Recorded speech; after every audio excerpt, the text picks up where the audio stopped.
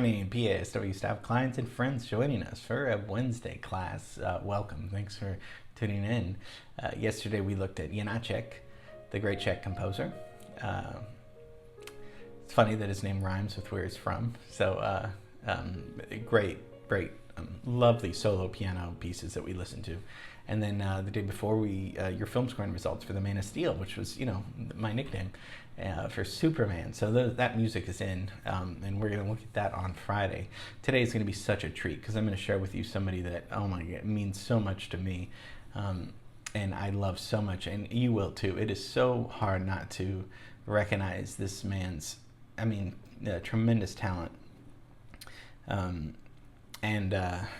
it's, this is what practicing comes from, and also genius. Genius helps too a little bit too. But this guy was an organist, a composer, wrote over 400 songs, and one of the greatest stride pianists of all time. We're going to look at the wonderful music of Fats Waller. Everyone to be feels jealousy when they see you out with me. Don't blame them, goodness knows. Honeysuckle rose. When you pass by flowers drooping sigh, I know the reason why. You're much sweeter, goodness knows. Honeysuckle rose. I don't buy sugar. You just have to touch my cup. You're my sugar. So sweet when you stir it up when I'm taking those sips from your lips. Does the honey drip? Mercy. Perfection? Goodness knows. You my honeysuckle rose, yeah. His collaborator and partner, Andy Razaf, said that he could make the piano sing. And that's true. As we're going to be listening to him, he does actually sing on top of playing all these very intricate piano. We're going to look at his piano style, which is stride piano, which is a little bit like ragtime. So we know about ragtime, we know about Scott Joplin, but we're going to look at that stride piano. But he would also sing. He would also do comedy bits and live performances. He was in Hollywood films. All by the age of 39, he dies of pneumonia on a train during a train ride leaving LA. And so we're going to look at his life and really just have a great time listening to this man's music.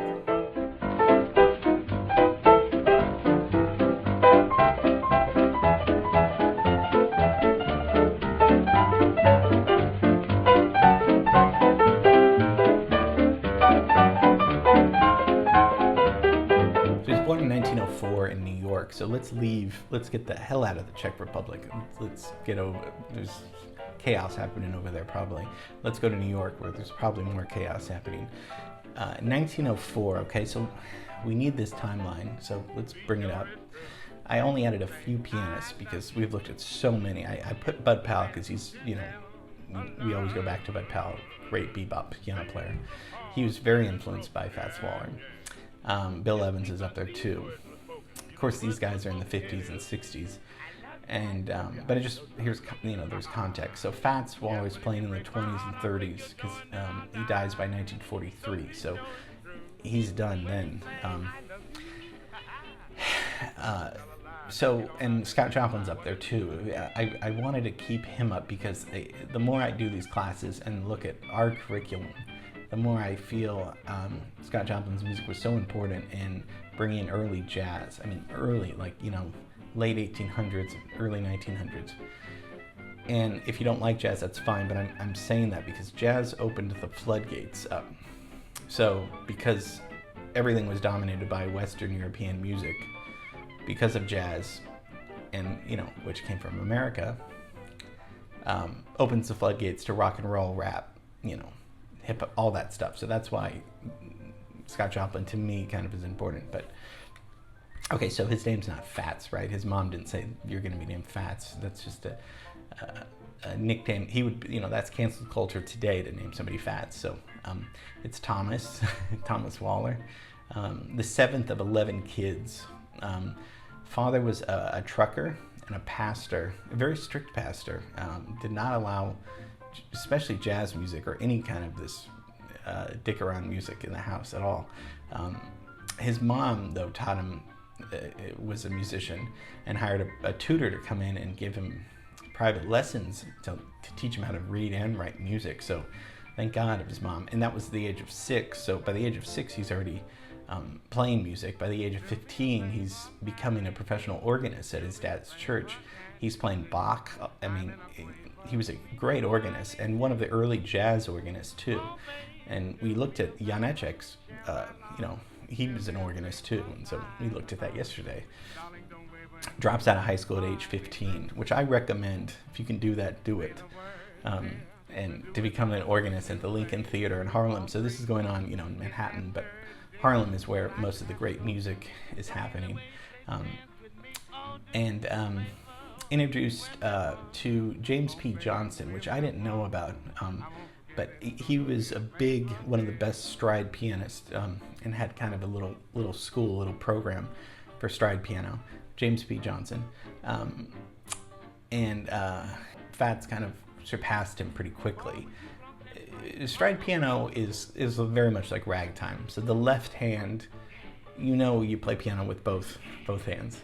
So the left hand is it's a technique where the left hand provides the rhythm and the pulse, right? So you have to have excellent timing. It's like you're a drummer with this hand, but you're not just going like that like a drummer. You're hitting individual notes. Think of how hard that is. And it's not just pounding, as we know. It is so hard to do this, and it's fast music on top of this, right? Okay, so that's hard enough to just do that. What's this guy doing over here? You're going to be tickling the ivories over here, right? So you're going to be playing notes, melodies, chords. It's extreme mobility and dexterity. Two things going at the same time. We're going to look a little bit closer later about what that looks like even on paper and how he's doing that. Because of this, he's enjoying a lot of female attention in abundance, and he's drinking a lot, which is not going to be good for him. But we'll get to that.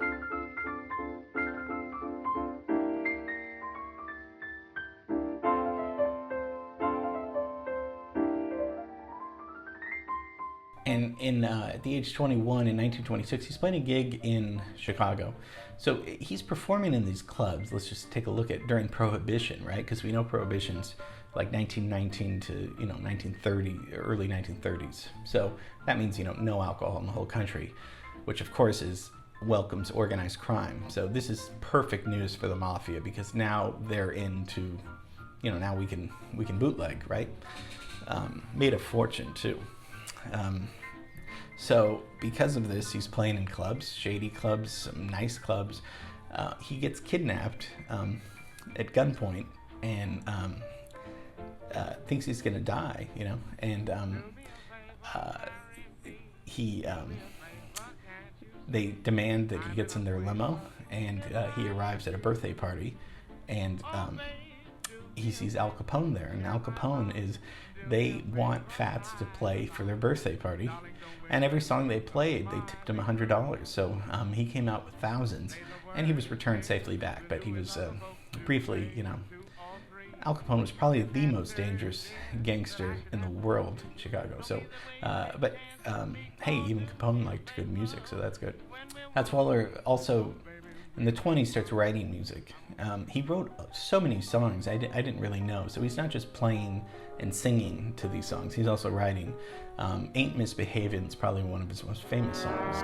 No one to talk with, all by myself. No one to walk with, but I'm happy on the shelf. Ain't misbehaving, saving my love for you, for you, for you, for you. I know for certain the one I love. I'm through with flirting, it's you that I'm thinking of. Ain't misbehaving, saving my love for you.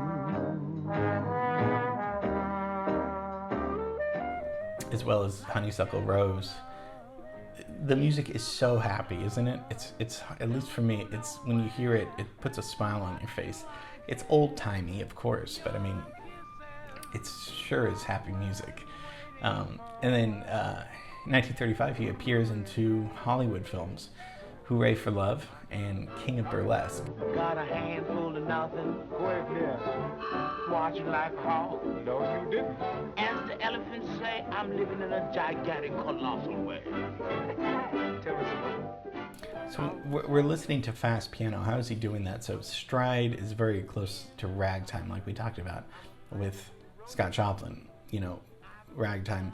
So you're playing the bass and chords, sometimes in the left hand, and then you're playing the melody, you're playing the chords, you're playing whatever.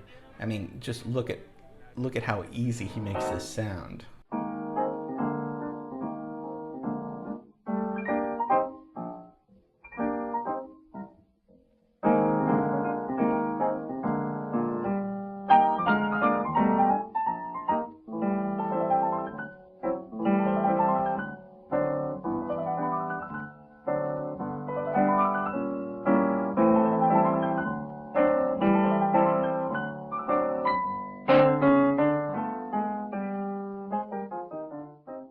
Think of the mind. The brain's got to think of the left and the right hands.